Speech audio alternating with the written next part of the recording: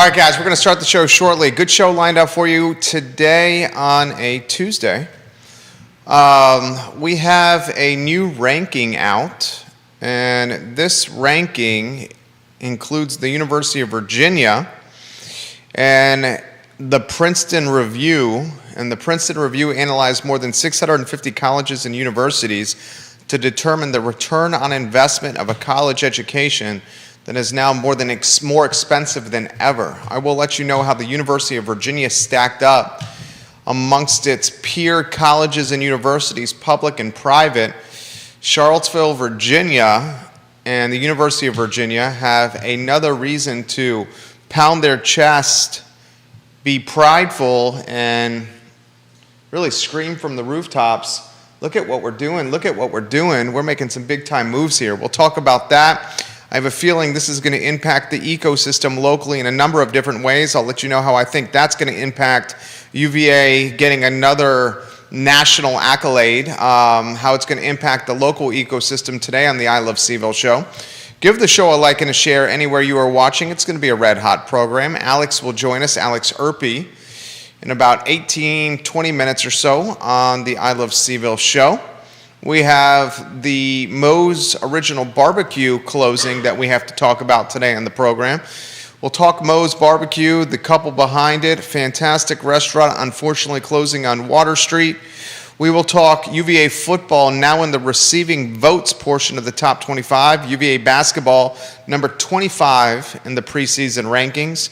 Earnings week on Wall Street, the Dave Chappelle controversy with Netflix, and how does Facebook rehabilitate its image? So much to cover on the I Love CVille show on a glorious Tuesday. We'll talk the toughest spots for restaurants in Charlottesville from a location standpoint today on the show.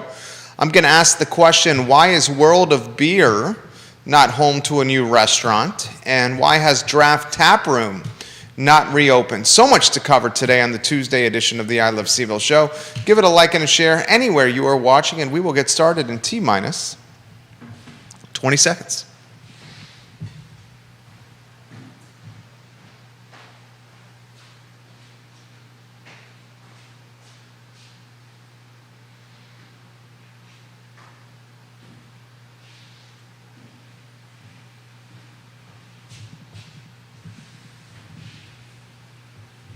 All right, Judah Wickower, let's rock and roll.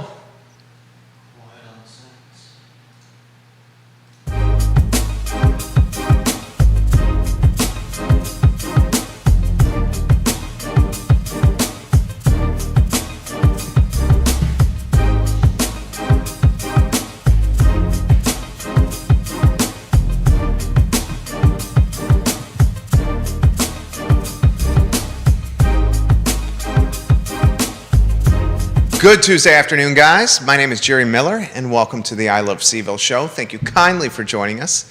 We love connecting with you guys through the I Love CVille network. We're live in Charlottesville, across Central Virginia, the Commonwealth, the country, and the world. Of course, on the I Love CVille network, we're presented by Skooma Boutique Dispensary, the newest dispensary to open in the city of Charlottesville. It's located next to Rapture on the downtown mall.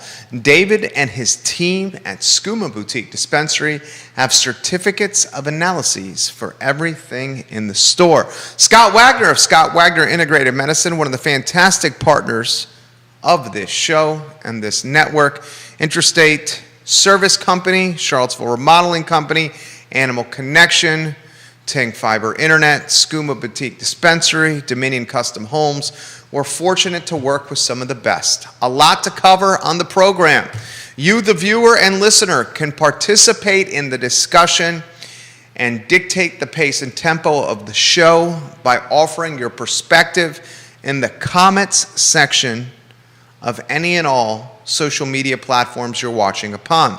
Give me your thoughts. Give me your feedback. Here's some of the topics we will cover today on the Tuesday, October 19th edition of the I Love CVille show. Folks, the Princeton Review has released its rankings of the best return on investment universities and colleges in America. I will let you know where the Princeton Review rank the University of Virginia right here in Charlottesville, how this will impact the Charlottesville and Central Virginia ecosystem moving forward another national accolade for our community, and what it means for high schoolers as they make one of the most difficult decisions of their lives to that point, where to go to college. I think it's also important to ask the question, is college education worth it and the path for me?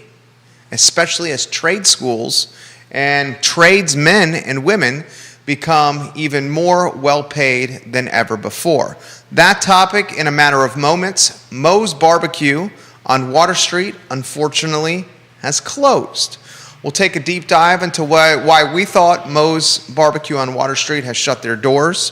Fantastic couple behind that location, what to expect from that location moving forward, and we'll then sidestep and ask the question, what are the toughest spots for restaurants in our town? Why has Draft Tap Room and World of Beer not reopened? Of course, World of Beer permanently closed, but that location is just a fantastic one for a food and beverage entrepreneur pursuing an entrepreneurial dream. Alex Erpy's our guest. It's earnings week on Wall Street. We'll take a look at some of the big-time companies and the earnings that they are posting and releasing, what to expect from Wall Street moving forward. The market's been green, and it's been green. Portfolios are growing after a very tough September. I want to ask you this question. Dave Chappelle and Netflix, very much in the news. Dave Chappelle for comedy that yet again is causing controversy. Netflix, Dave Chappelle, and trouble, a topic on this program. And of course, we'll talk some Facebook. This show streams on 15 Facebook channels. Literally, as I'm speaking right now, what does the social media giant need to do to rehabilitate its image, to create or recreate the trust it once had with its users? Those topics and more on the Tuesday, October 19th edition of the I Love CVille show. The lead of the program, however, is college and universities and whether they are worth it moving forward. It's no secret, you know this as well as I, many graduates, 22 and 23-year-olds, are coming out of their respective college or university hundreds of thousands of dollars in debt. In fact, many are coming out over $250,000 in debt or more. Can you imagine starting your professional career as a 22 or 23-year-old already saddled with $250,000 or more in debt service payments? That is leaving a lot of folks asking this question: are colleges and the path of higher education the future for teenagers from Virginia to California? Well, I want to tackle that question first. I will offer some perspective from working alongside remodeling clients, from working alongside custom home builders. Folks, the supply chain for working on houses, for example, tradesmen like electricians, like plumbers, like carpenters, project managers, brick mason, these jobs have never been more desirable or more coveted. In fact, the tradespeople are making more money than they ever have before, and in many circumstances, earning a yearly salary that is more than college graduates. I'm talking $80,000 and more per year for tradespeople. Let's cut to the chase. We are under inventory in America. I learned this from Keith Smith. I learned this from realtors in the Charlottesville-Albemarle Association of Realtors. We have 5,500,000 households or new construction or rooftops that are needed on the market now. We're under inventoried by 5.5 million homes, boys and girls. Because there's not enough inventory for people to buy, folks are choosing to stay in their homes longer. And the folks that are choosing to stay in their homes longer, at one point it was 5 or 6 years the average before people moved to a new place, a new crib, a new casa. Now 10 years plus before a family, a couple, an individual on average moves to a new crib, a new place, a new casa, a new abode.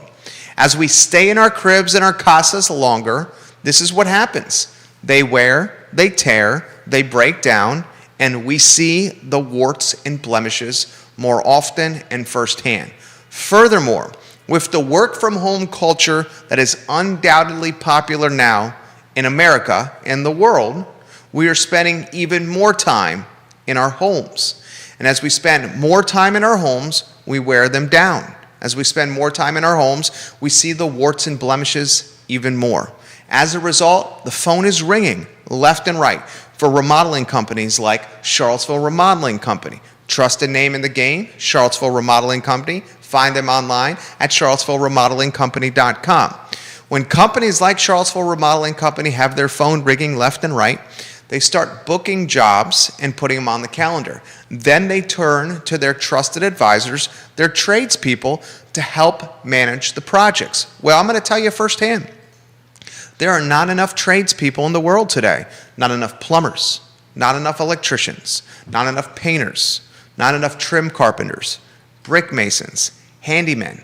Have you picked up the phone because there's a blemish, a wart, or something broken down in your house, and you've been told by a handyman, an electrician, a plumber, we'll get to you when we can fit you in our schedule, but it's not going to be for a couple months? I certainly have. My family certainly has. When demand starts outpacing supply of tradespeople, the current tradespeople are able to charge what they want. For example, we like to paint our house. We have an interior color that my wife would like to improve upon, despite it being in perfect condition, sweetheart. That's a topic for another day. When we call our painters, we have a couple subcontractors that we work alongside. They say the earliest we can get to painting your house is 90 days from now. If you would like it sooner, we're going to 2x charge you, 2 times charge you the cost of painting your home. That right there is called leverage. So teenagers, early 20s, people looking for a second chance at a career. I would encourage the trade route, certainly now more than ever. A plumber, an electrician, folks with that skill set are charging $100 plus an hour, easy, all day, every day, and they're getting bookings left and right. I would also emphasize that an electrician, a plumber, a carpenter, a painter, someone in the trade game, this individual is not coming out of a 4-year rite of passage over $250,000 in debt. Is there sweat equity? Yes. Is there a pledgeship? Yes. Is there an internship?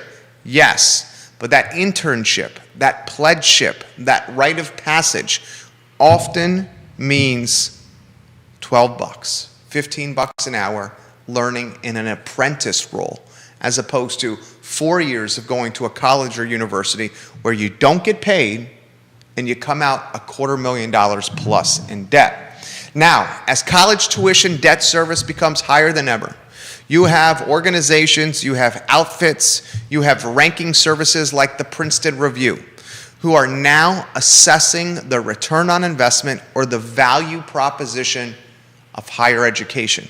In fact, the Princeton Review, and I can assure you, you will see this on television, you'll see this on newspaper, you'll see this in the legacy and traditional media, literally after I say it right now. The legacy media will cover this story, and here it is.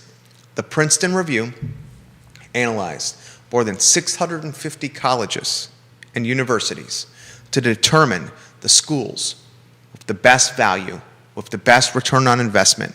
They considered tuition costs, they considered room and board, they considered financial aid, academic offerings, career placement services, graduation rates, alumni salary, and overall student debt. Boys and girls, ladies and gentlemen, are you ready to hear where UVA ranks? The University of Virginia, from a public ranking standpoint, number two in America from a return on investment. Number 1, the University of California, Berkeley. Number 2, University of Virginia, right here in Charlottesville. 3, the Georgia Institute of Technology in Atlanta. 4, University of California, San Diego. And 5, University of North Carolina, Chapel Hill. I will repeat that ranking again. The best public universities and colleges in America from a return on investment standpoint. Number 1, University of California, Berkeley. Number 2, University of Virginia, right here in Charlottesville. Number 3, Georgia Tech. Number 4, University of California, San Diego. And 5, the University of North Carolina, Chapel Hill. UVA is number 2. Folks, that is absolutely impressive. Another accolade for UVA. And when UVA gets accolades, the city of Charlottesville gets accolades. This is yet another national, global ranking that's acknowledging the value proposition of the Charlottesville ecosystem. Whether it's the best place to live in America, whether it's the New York Times 3 months ago calling the city of Charlottesville and Albemarle County the #1 spot to vacation on the East Coast because of our very successful vaccination rates. And now the Princeton Review telling everyone in the world that the University of Virginia offers the second best value proposition from an ROI standpoint of any public university or institution in America. What is this going to do, my friends? Well, this is what we can expect. You're going to expect over the next few years, as the Princeton Review ROI ranking becomes ubiquitous for guidance counselors, for parents and teenagers alike, you're going to see more applications to the University of Virginia than ever before. UVA is a business. They're in the business of making money. As more qualified applicants apply for 4 years of rite of passage in Charlottesville, UVA is going to try to capture one more time. Judah, one more time. The money.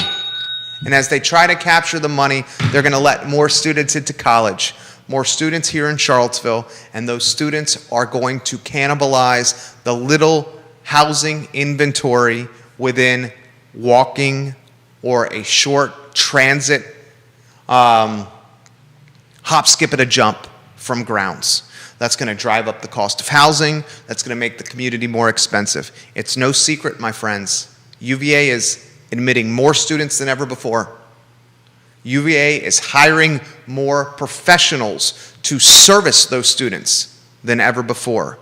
And now that the Princeton Review has ranked UVA #2 nationally from a public university standpoint as best ROI, I can guarantee you, and I don't use that word lightly, but I will guarantee you that applications will continue to uptick, and uptick. And I can guarantee you the university will try to capture as much of that uptick as possible because it's all about the dollar bills, y'all.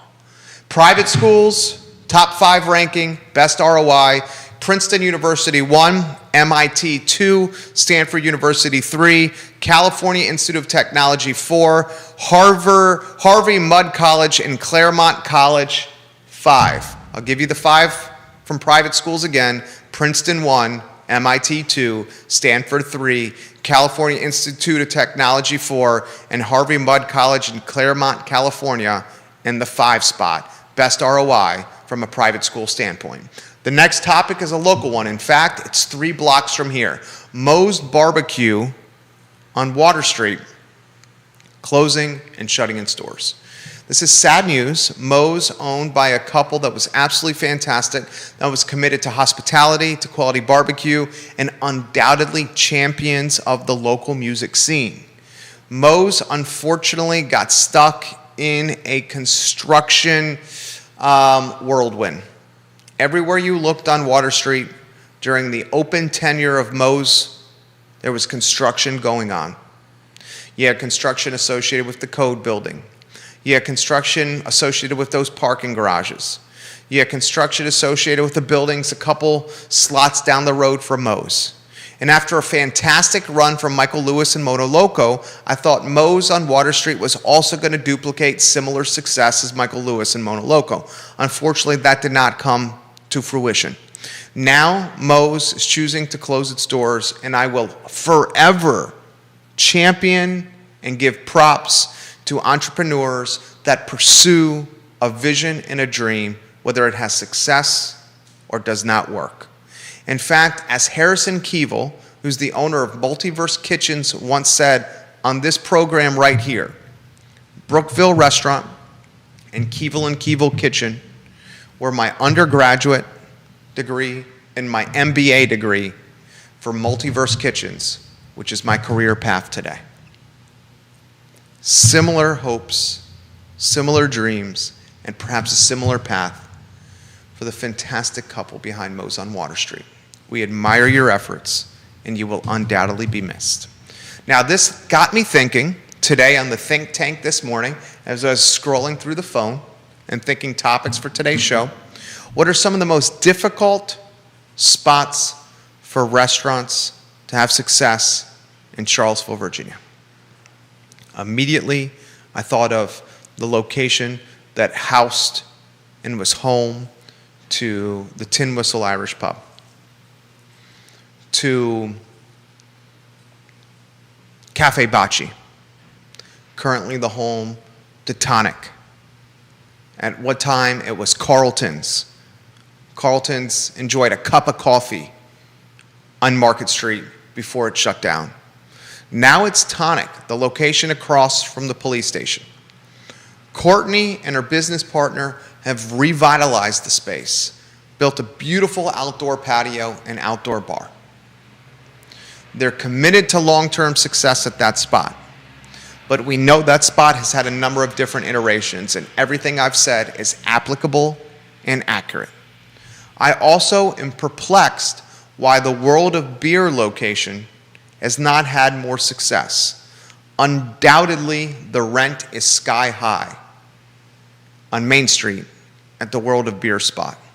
But friends, that location has sat empty or vacant for an extended period of time now. How about the Wild Wing Cafe location? That one's been vacant for an extended period of time. In fact, both the Wild Wing location and the current home to Tonic on Market Street are owned by super landlord Alan Kajin, a bi-coastal entrepreneur and landlord that lives in San Francisco and has his hands very much invested in real estate in the city of Charlottesville. World of Beer location, I'm curious and I wonder why that is not a restaurant today that's active and operating. The Wild Wing Cafe location is primed with rooftop patios, multiple levels of service, and vast open space for COVID-friendly dining for success. No secret though, the World of Beer location and the Wild Wing Cafe location, rent is sky high. It's going to take an entrepreneur or a big brand or corporation with cojones and an affinity for risk-taking to open up a business in those two spots. Two more items before the super smart Alex Erpy, the CEO of Emergent Financial Services, joins us to talk earnings week, to talk the tailwinds Wall Street has been experiencing, Netflix and Dave Chappelle trouble and controversy, and how Facebook should rehabilitate its image and recapture the trust it once had with users. Before I get to Mr. Erpy, the CEO, I want to highlight a couple things from UVA. Our football team is sizzling.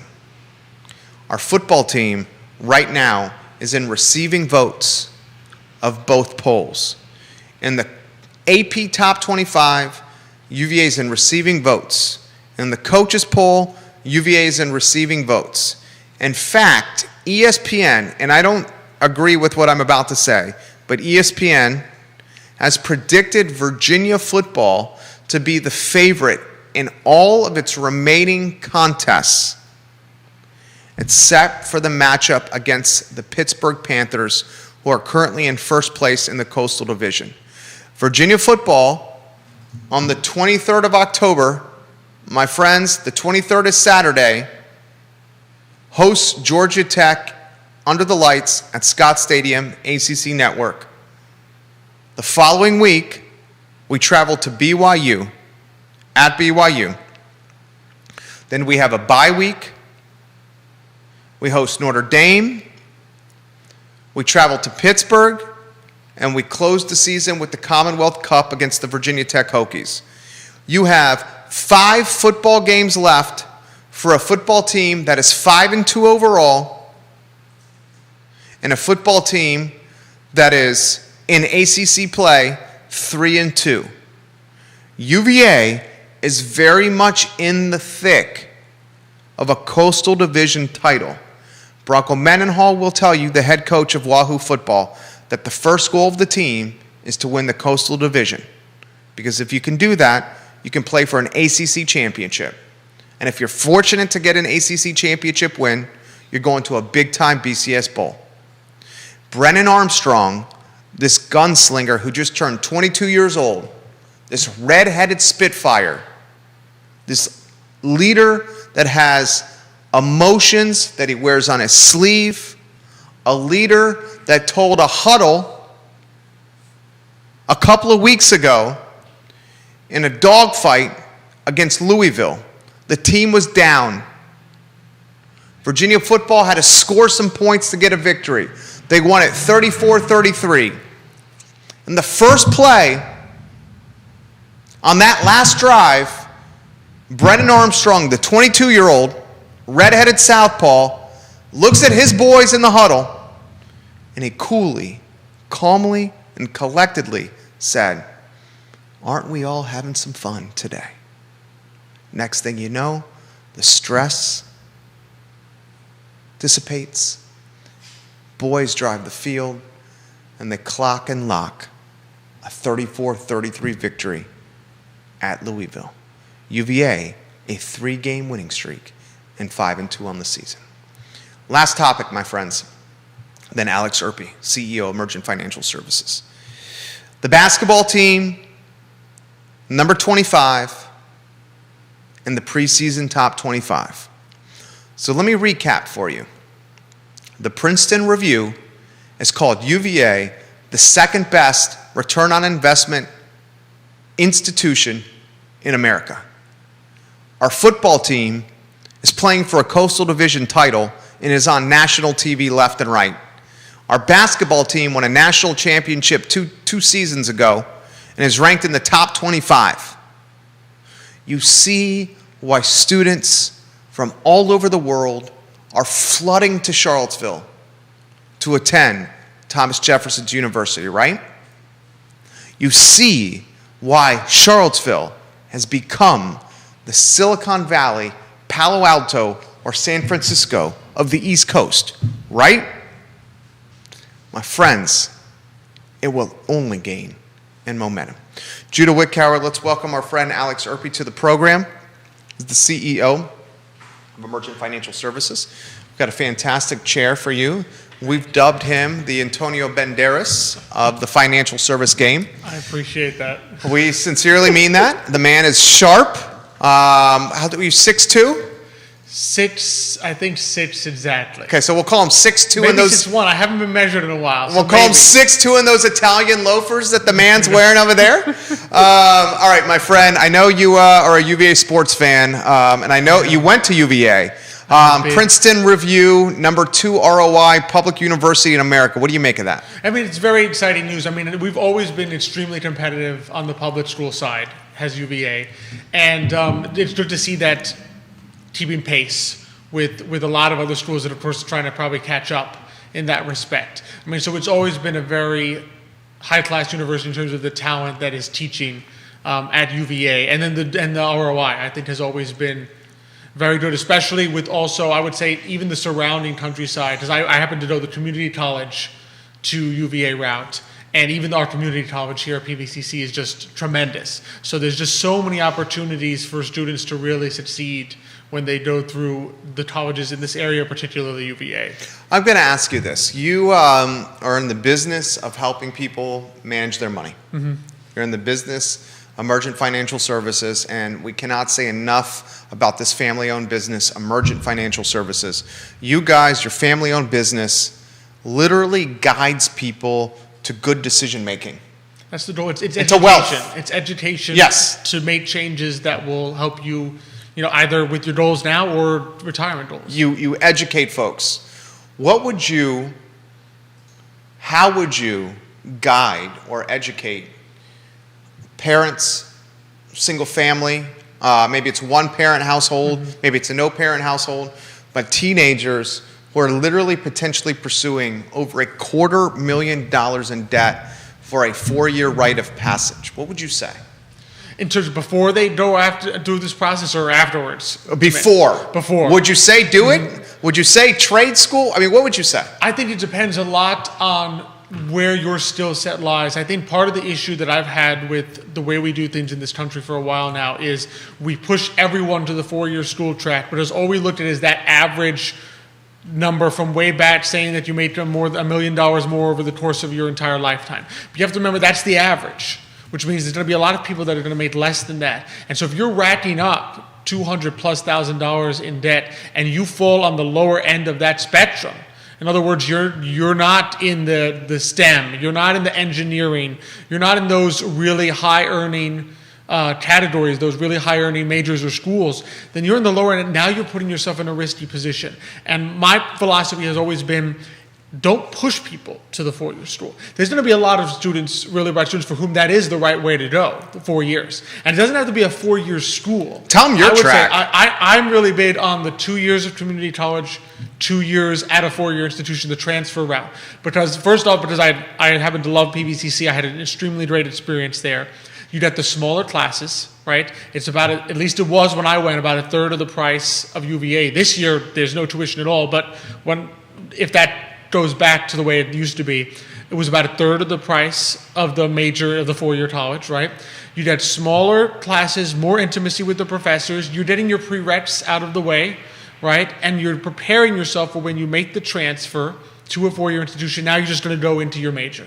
You're going to say, I've had the opportunity to experience things, I haven't put myself in a huge amount of debt, and now I'm able to go there. So I try to help people think in terms of, don't think 4-year school, think 4 years of college, which might be 2 years at a community college, 2 years at a 4-year institution.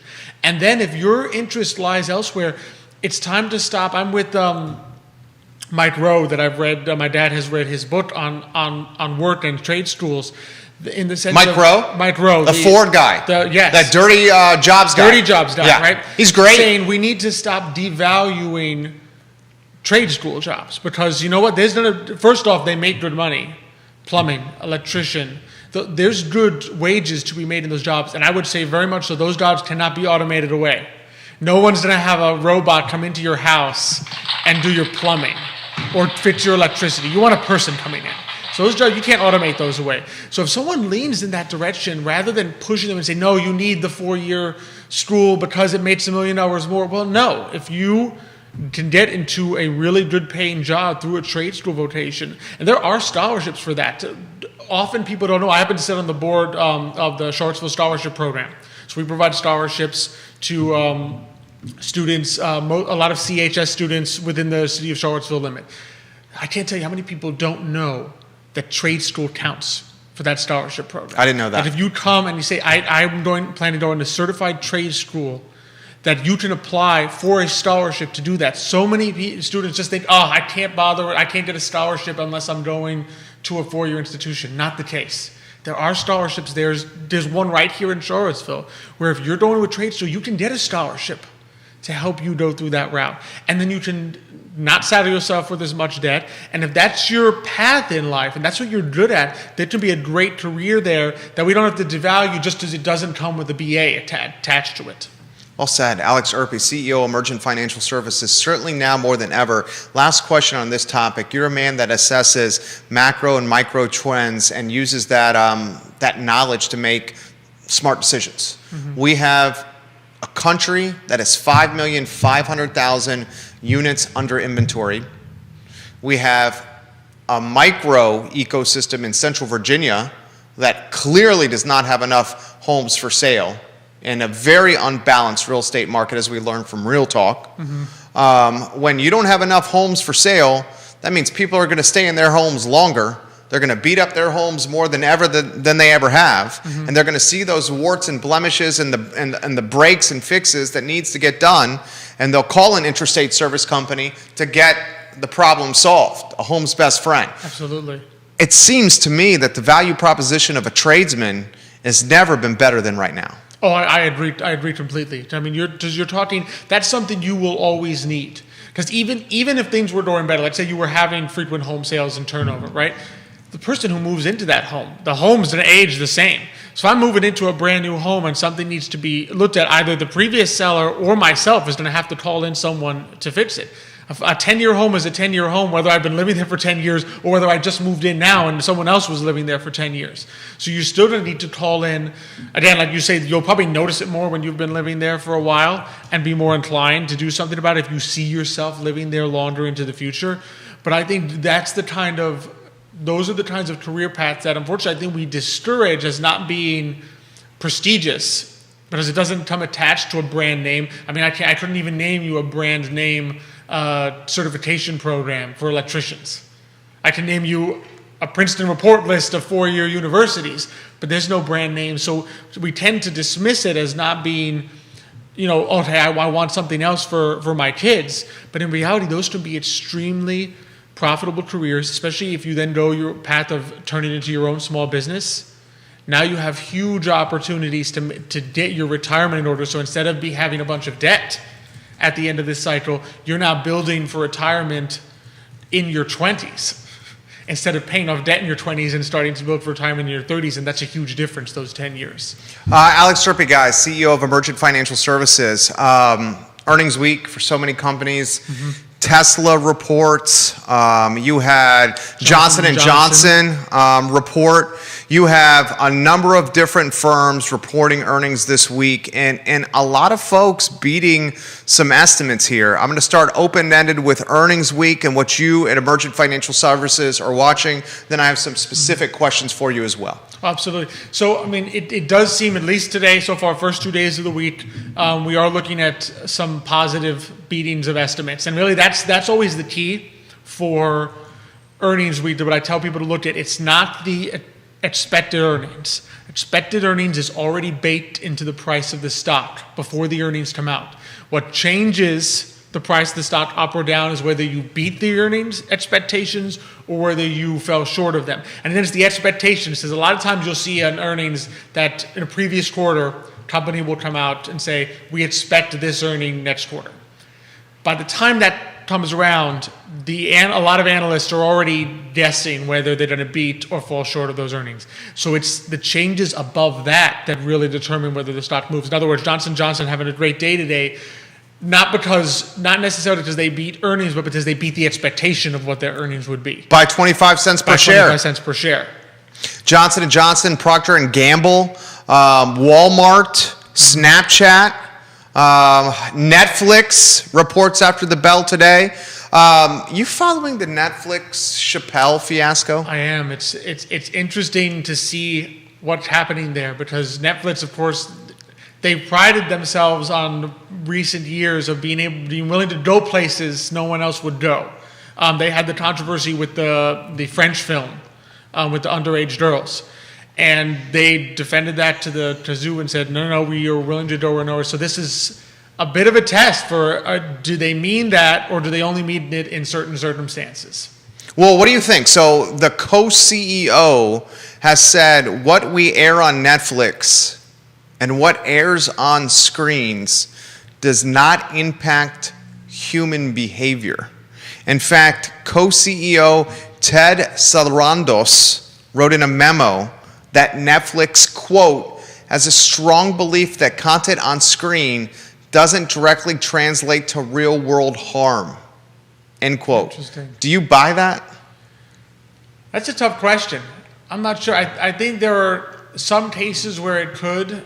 I do buy it in a sense. I do think my suspicion is that I think culture and behavior tends to drive what appears on screen more so than the other way around. I mean, granted, a steady stream of propaganda over a long period of time. It's going to brainwash someone. It's going to change opinions. Yeah. But my suspicion is one-off things, either people choose to watch or they choose not to watch. If there was a steady stream of something coming out on Netflix that was intended to change human behavior over a long period of time, I could possibly see that happening. But one-off comedy specials, I can't imagine people are watching and being changed by that. My suspicion is people are self-selecting into whether you either like his style of comedy, which to be fair, I have not watched him. I've never seen his comedy, or you don't like his style of comedy. So Dave Chappelle is utilizing transphobic material to make comedy on Netflix aired content. So here's the last question on this topic here. Is this enough to push a sizable subscriber base away from Netflix? Very similar to cutting the cord with cable. People flooded to streaming, and the market share dominant streaming service is no doubt Netflix. Okay? And while I find Chappelle's comedy and this transphobic content disturbing and I find it disgusting, and I think in retrospect we're going to look back 10 years from now and really be even more appalled than we are today. I do not believe that this will push people to unsubscribe from Netflix. Me neither. I do not. People, let's face it, not to be a cynic, right? But people have had numerous opportunities for years to vote with our dollars. We talked about those times in terms of where our goods are made. People have been talking buy American for as long as I've been growing up, and people don't do it. Because when push comes to shove, they say, well, I want to see this, and it's only on Netflix, and I will pay what is it now, $7.99? Yeah, $7.99 a month to see it on Netflix, and I won't watch the one that I don't want to see. And my suspicion is I do not see a huge cord cutting. What subscribing services do you or your family pay for? What streaming services, excuse me? Literally the only streaming service we have is Amazon Prime. Is it Amazon Prime? But so no Netflix? No Netflix. Wow. Okay. Why Prime? Because we already had it for the shipping in Whole Foods. Got it. So we have, and this is crazy to say, we are paying for Netflix, Prime, Amazon Prime. We are paying for HBO Max. We are paying for Epix, EPIX, that's 4, and Showtime. So along with cable, or are you? We don't have cable. No cable. So we cut cable. Okay. And we don't have a home phone. We use our cell phones. Okay. So, and obviously we have internet. So 5 streaming services. I have this conversation. I think about this often. We cut cable to save the money because the content wasn't as appealing, and Comcast had us by the you-know-what. Yes. Once the little 2-year deals are over, they have you by the you-know-what. Yep. Okay.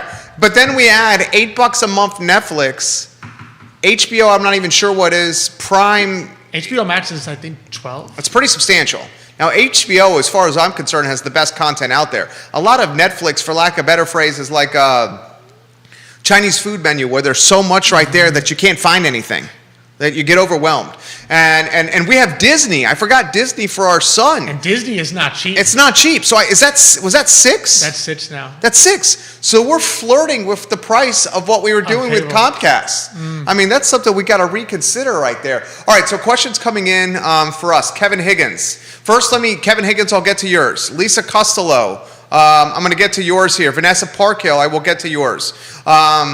Lisa Costello says, tradespeople often make more than those with a college degree. To test this, call a plumber to one's house. Well said, Lisa Costello. They cost an arm and a leg is what she's referring to. Lisa also leaves a second comment. Unless one is from a wealthy family who can write a check for their tuition or on full scholarship, it makes sense to go to community college first. Why graduate with hundreds of thousands of dollars in debt for the exact same degree? Can you put in perspective, you're a money guy, the monetary savings? You said 2/3 less. At the time I went, it was 2/3 less. So basically, PVCC was 1/3 of the price. How much? Do you remember the dollar amount? And what are you? You're 20. I'm 29 now. 29. So I graduated. This was about 10 years ago. 2014. So this was. So I was going to PVCC in 2010 and 2011. Okay, got it. Fall of 2010. Okay. Fall of 2011.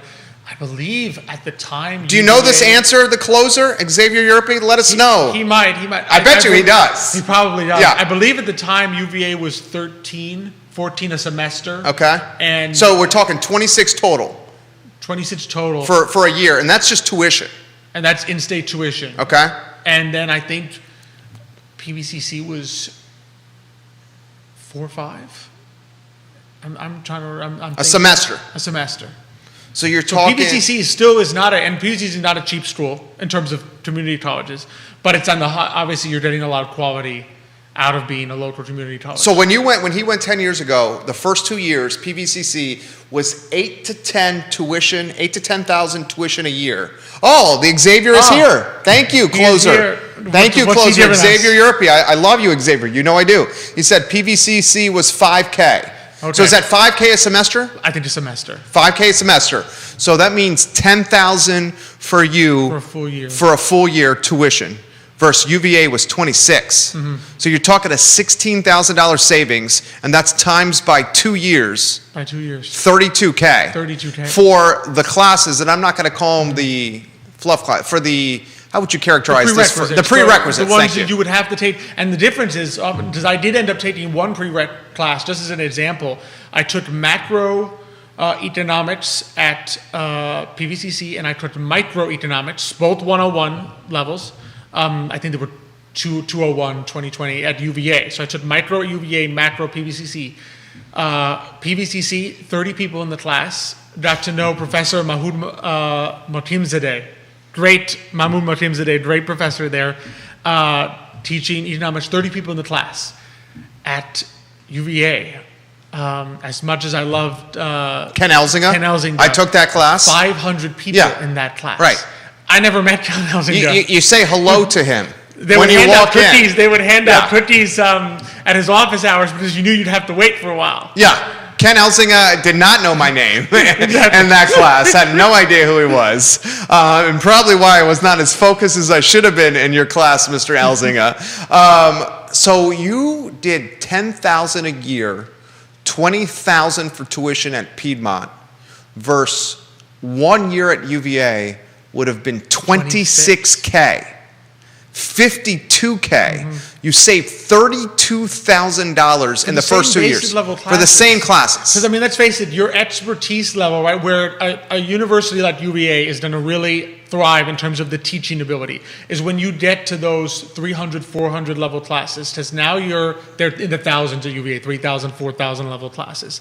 Because now you're talking the professors that have been there for a while. You're in more smaller seminar-like settings, right? You're getting the experience of professors who have been tenured, have been there for a while. When you're in 1,000, 2,000 level classes, your discussion sections, not only your discussion sections going to be run by TAs, but sometimes your classes are going to be run by graduate assistants, right? You're going to get, if it is a major professor like Ken Elzinga, you're going to get a 500-person class, because they're not going to, which makes sense. You're not going to take Ken Elzinga and make him teach 10, 30-person classes. He can't teach 20 hours a day. Exactly. Yeah. There's only so much time he has to go around, because he's now, don't forget, once you reach that higher echelon of professors, they're also now publishing. Yeah. Because they have to keep He's doing research, and he's at boards of companies. Exactly. I mean, I think he was an expert in the beer industry. So, I mean, he was advising major companies at the time, which builds his prestige and makes it worthwhile to have him as your professor, right? But that means he's not going to be there teaching 20 classes. So you need to put 500 people in his class. So you're for the early level classes, I don't really feel that there's a detriment in quality to going to a community college. If anything, perhaps the opposite, right? And then you get to build that, and then you transfer. And plus you have, one thing I would highly recommend, you have the guaranteed admissions program. Yeah, explain this. So a lot of people don't know about this. They don't know this. I didn't find out about this till there was a great admissions officer at UVA that told us about it. And basically, if you go to one of the state community colleges and you maintain a B+ average and you take certain prerequisites, so you have to make sure, I think you cover the writing intensive and the non-Western perspective, which there are many ways to cover it. I went with Eastern religions and philosophy. I think some of my brothers went with African American literature, fantastic course at PVCC. And so you have a non-Western perspective and a couple other classes. And when you fill out that common app, which all the college students, the high school students will know what I mean when I say the common application, there's a little box on UVA that you fill out the whole application, you still have to write the essay, and you check this little box that says guaranteed admissions, and you are guaranteed admission to UVA. Or I think there's other participating schools. So I think William and Mary is another one. I don't know about Tech, but UVA for sure is one of them. So it just takes, imagine the stress to take out of your college application process that you've gone to a 2-year community college, you then apply to go to UVA, and if you have maintained your average and you have taken the prereqs you need to take, you check a little box, and I sent it in and I said, I'm done. I don't care. I mean, I had to write the essay anyway, Sure. but I don't care what they think of my essay because You're guaranteed. I'm guaranteed admission. Dude, right? Alex is dropping knowledge bombs. Parents, listen to today's show and play it with your teen, your teenager, and listen to a man who did it himself. Yes, and be clever with the scholarships. A lot of scholarships you can defer. Charlottesville Scholarship Program, we've had some really clever students, scholars that come through our program. Defer your scholarship through your 2 years of community college, especially this year, right? If you're doing a PVC this year, or in future years where you get a tuition advantage or a tuition, in this year it's totally gone.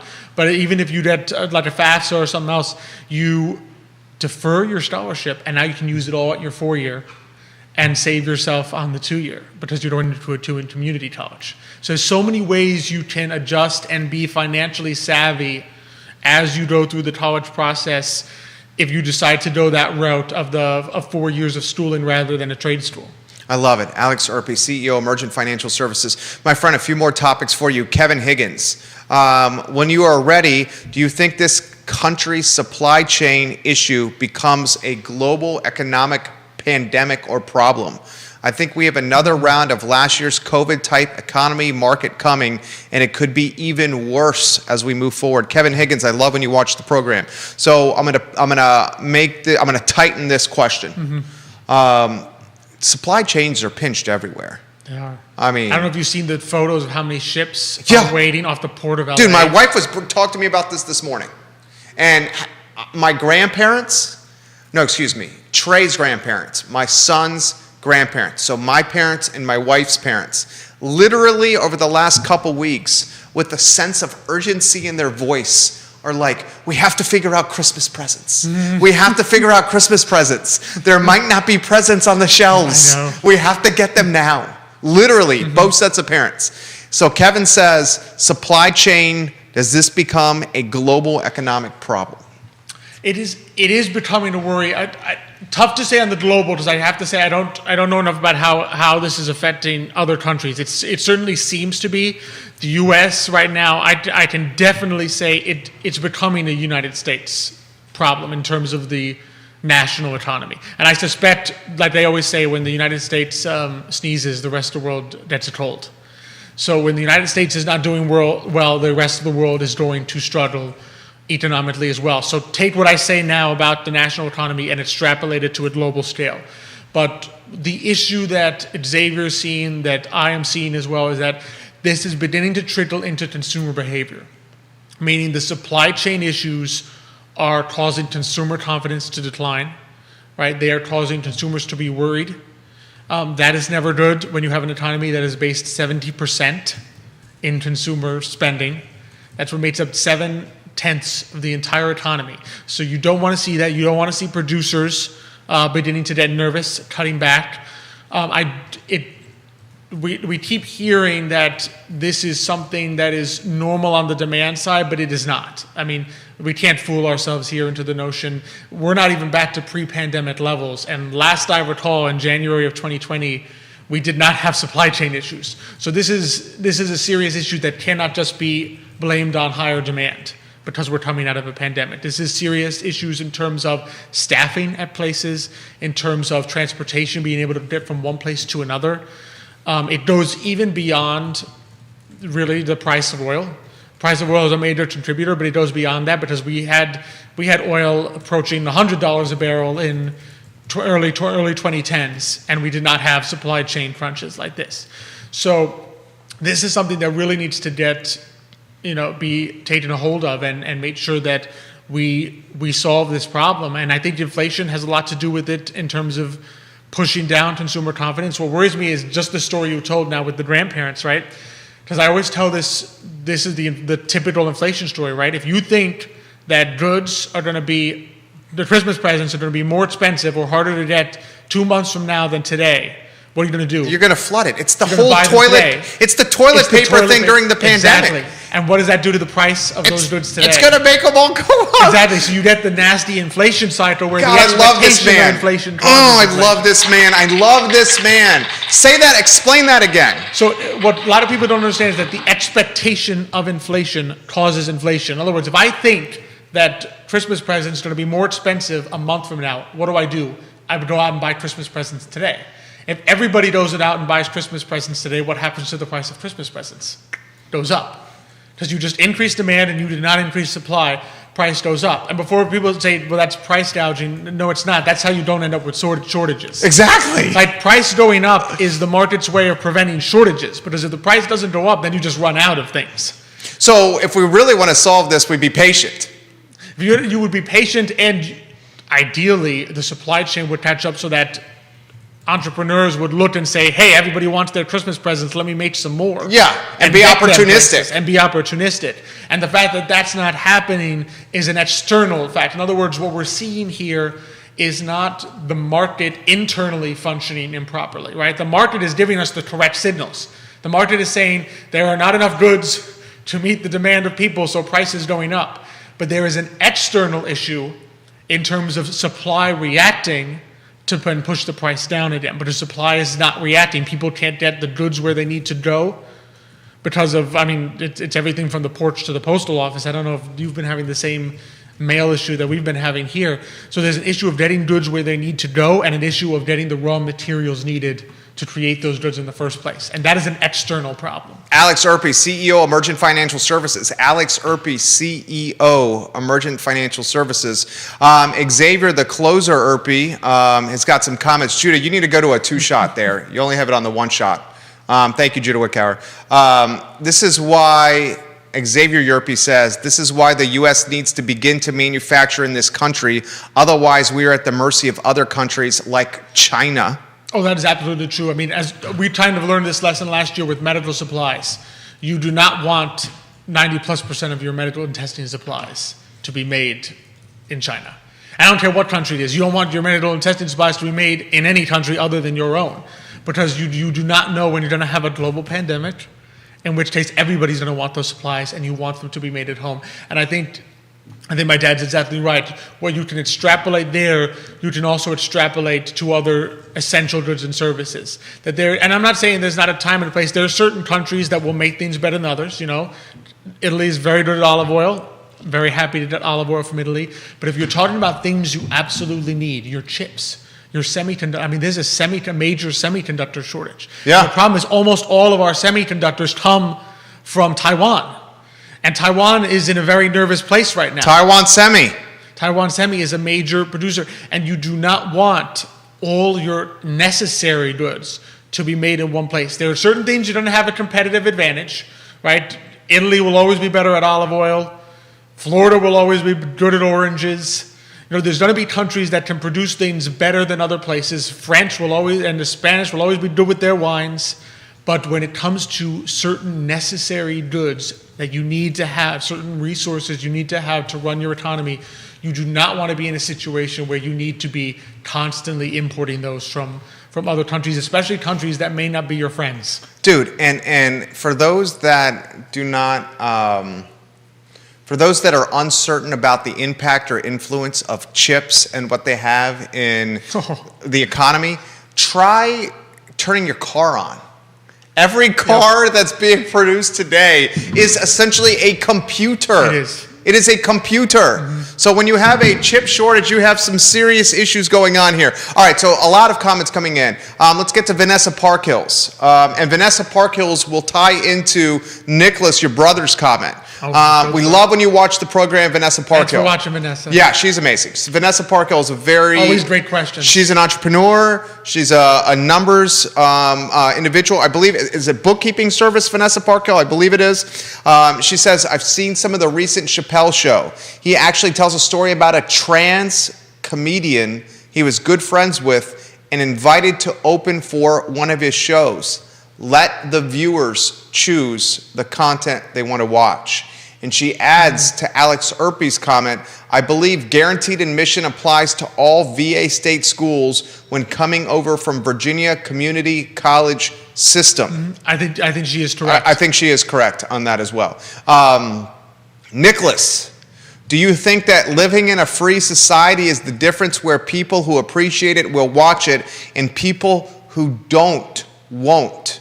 So Nicholas, like you and like the closer, you guys are free market guys. I'm afraid people tend to vote with their dollars. And that's how I think a lot of decisions get made there.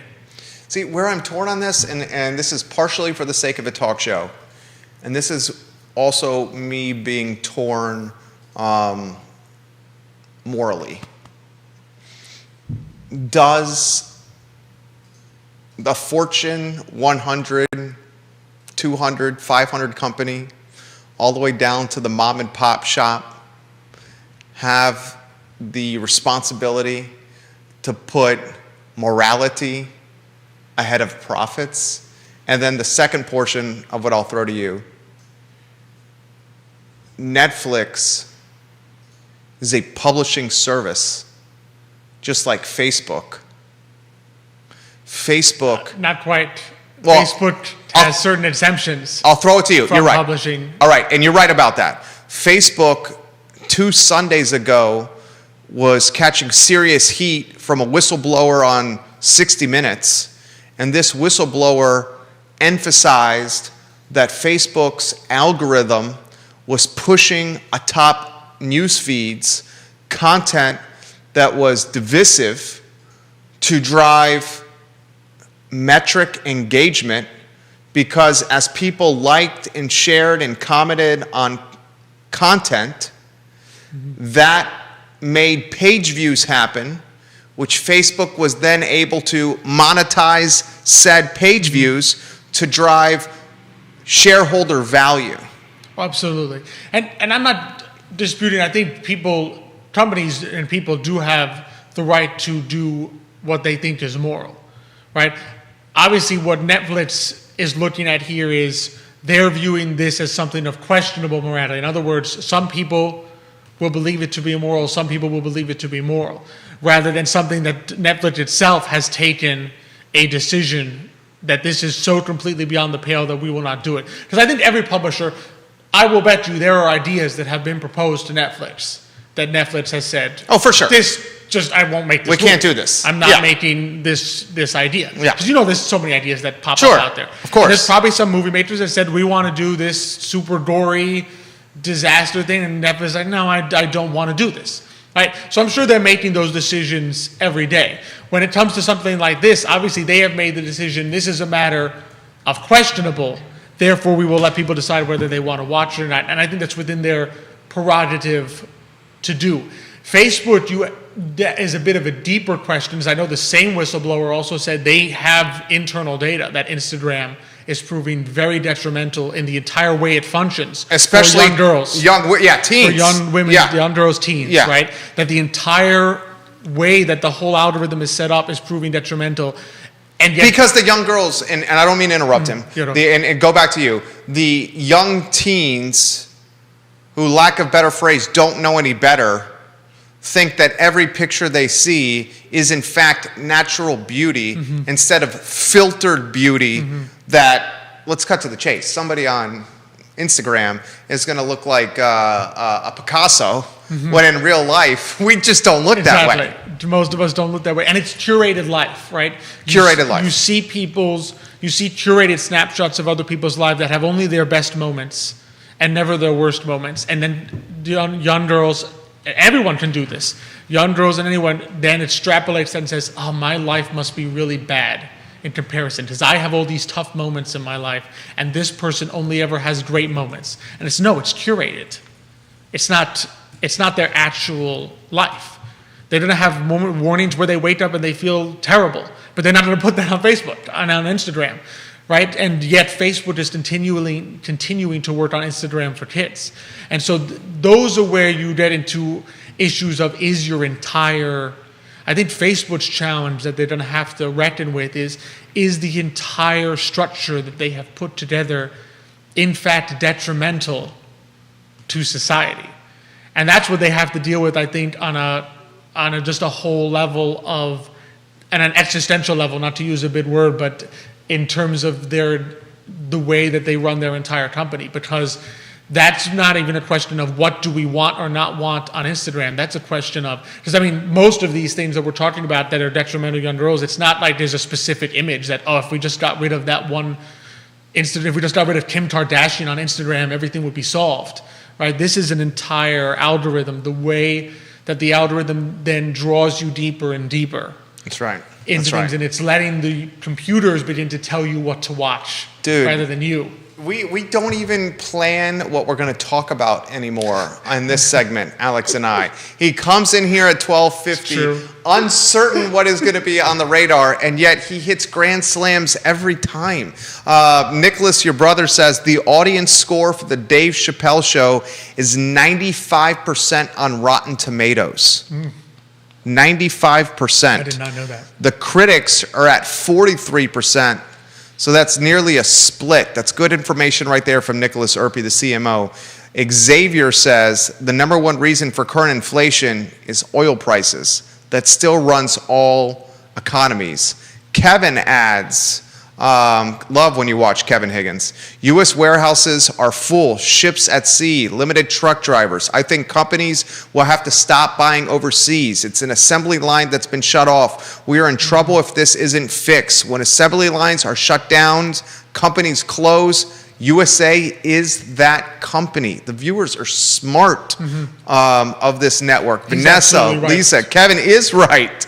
Kevin is right, absolutely. All right, we have a conference call in 4 minutes, and I want to hear what's happening with Today y Mañana on Thursday. But before we do, and we've touched on this briefly, how does Facebook begin to rehabilitate its image? And a more direct question, recapture marketplace trust, recapture user trust? That's a great question. It's going to be... Are you long Facebook as an investor?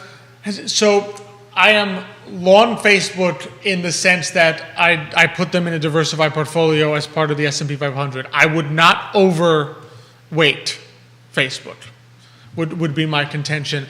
Because I think the issue with Facebook is they really need to decide what they want to be. Because right now they started off their entire existence as basically saying we are a completely open, we're not a publisher. And they get away with a lot because they're not a publisher. Nobody's ever going to be able to sue Facebook and say the Ayatollah Khomeini said death to Jews on your website and you didn't do anything about it. You can't sue him. You can't sue them because yet they are increasingly deciding, you know what, we want, they have gone down the path of saying they want to take a more active role in what does and does not appear on their website, which makes them a publisher, which opens up new questions of, are you responsible if you take these people off, right? If you say, I don't want this set of views on Facebook, but I'm okay with this set, and this set ends up saying something that's really bad, or someone acts on it. That's a publisher. That's a publisher. That's a publisher. So now you have to decide what you want to be because you're going to lose some of that libel and liability protection that you've had for a long time. And I think Facebook has to reckon with the impact of the machine that they have created, not specific content on Facebook. I think that's the issue. We too often focus just on this specific content was bad or this specific content needs to be removed.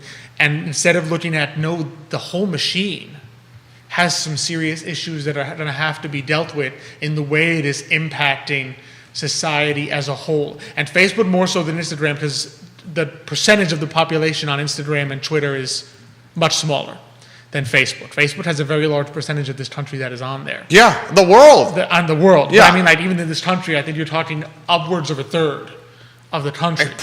Is it more than that? It's last I checked, it was over 170 million. So I feel like that's third, maybe half. That might be half. Yeah, 300 million roughly Americans. 300 million roughly. So and you got to figure of those 300 million, there's a ton that are 12 and under that we have to move or take out because they're too young to be on social media. And there's a ton that's probably And there's on a the good other number side that of the are too young spectrum. but are there anyway. Yeah, that's true. And then some that are probably too old that would never even consider doing it. So finish your thought, and then I want to hear today. It's just a serious. I think they're going to have to really consider what they want to be, and which road they want to go down, as far as the fact that they have this major algorithm that is pushing things in people's direction. In 2021, here's the stat. In up to? 2021, an estimated 71% of internet users in the United States use Facebook. Now, to Alex's point, that's 71% of internet users and not total population. Dude, you crushed it today. Per usual, you crushed it. Crushed it. Mrs. Erpy, this guy is very smart, Mrs. Erpy. Very, very smart. I appreciate that. My mom will appreciate that too. Very smart, Mrs. Erpy. The show is yours. Thursday, 10:15 a.m. today, Manana. Thursday's going to be a lot of fun. We're going to bring on, it'll be a little panelish, because we're going to bring on two different educators that they work with teaching kids, learning to be, how do I put it, just parenting ideas, ways in which to communicate with kids. So two great educators that they will both join us, my dad and I, for that little segment. So we'll have a little talk about what they do, two different related businesses that they know each other. I believe two female entrepreneurs, but Nick will correct me on that if that is not accurate, but it'll be a great show. You'll see some highlights he'll be putting up to prepare for today, mañana. And then, of course, my dad and I will have our little chat at the beginning. We'll see. He's got a number of topics that I think we could go for this Thursday, just as his past Tuesday tips. I know he's been talking a lot about just ways to look at inflation, ways to be saving for retirement, ways to think ahead in terms of get ahead of where the markets and the economy may be going rather than reacting to them. So we'll talk a little bit about that on Thursday at the beginning of the show. Thursday at 10:15 a.m. Today y mañana. Thursday at 10:15 a.m. Just a dynamite show hosted by Antonio Banderas and Mariano Rivera, the closer, more fondly known as Alex and Xavier Yerpe, the CEO and the CIO of Emergent Financial Services. My friend, in fuego today. Oh, thank you. It's been a blast. This was fantastic. Truly, truly enjoyed it. Same here. Same here. Always love coming on. Same. And I love the in-person vibe. Same. I wish you the best. We will see you Thursday. Thank you kindly for joining us. A couple more closing tips. Judah, as you go to a one-shot here, Vanessa Parkhill said, I proposed a social media holiday to my daughter a few weeks ago, something that Facebook does voluntarily across all platforms to promote mental health. My daughter added in it should tie in with Suicide Prevention Day. Amen. So social media holiday, take a brief respite from social media. And this is coming from someone who owns a digital advertising agency. But she's exactly right. Just take a brief hiatus from social media and coincide or tie that in with Suicide Prevention Day, and that would certainly do a lot. Kevin Higgins, Vanessa, Lisa, Xavier, Nicholas, you guys made us absolutely better today. We're truly grateful for your support and watching us. Kevin says, you give us the avenue to make us all better. Thank you, Kevin Higgins. I sincerely mean that, Kevin Higgins. I love when you watch the program. We work hard on this show, guys. We really do. Peace, Alex. We appreciate your support and spreading the good word. That's the only thing we ask in return for this hard work for this network is a like, a share, some questions and some comments, and to tell some friends about the programming we're doing today. Last week we did nearly 25 hours of live and local programming across all our shows. We counted them. Nearly 25 live and local programming. My name is Jerry Miller. This is the I Love Seville show, where we spotlight and feature the best of Charlottesville and Central Virginia. Thank you for joining us.